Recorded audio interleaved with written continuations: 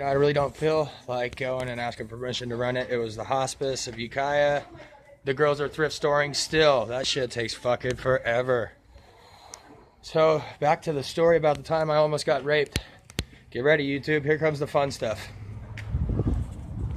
Upon walking into the house, I could see clearly he wasn't lying. There was no walls in this fucking house. It was all glass.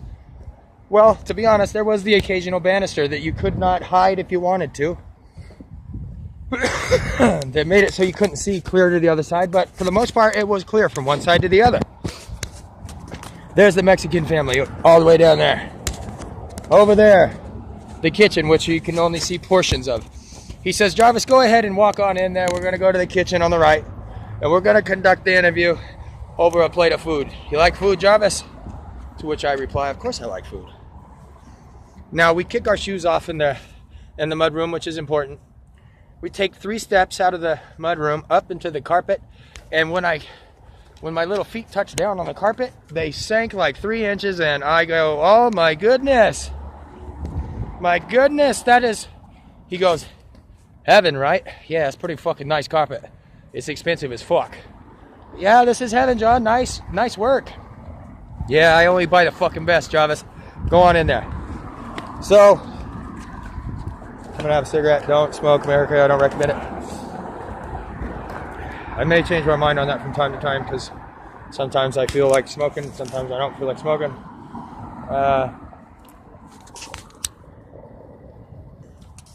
Hitchhiker Diaries. I'll check back in with you, sorry. Hitchhiker Diaries. I just told Janet from another planet she cannot relive her past. She used to own a thrift store of her own, and now she is over there trying to buy up this one. We will get back to if that was a smart move going to the thrift store or not, as opposed to just going back to Highway 20 and shooting over. So we're inside the house in the kitchen at John's house, if you remember, when he says, Jarvis, I want you to know that I'll be recording all of our conversations. You don't mind, do you? Well, I guess I don't mind, I tell him. Good. So what he does is he's looking at me with that one strong eye. He turns around, walks over to the pantry and opens the pantry, turns back and looks at me real quick. I can see behind him there's a couple of cassette tapes.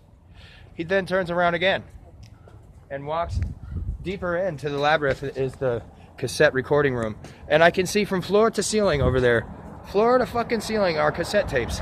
And I think to myself, holy shit, he really is going to be recording all of our conversations. Weird. At that time, he comes walking back into view, all smug.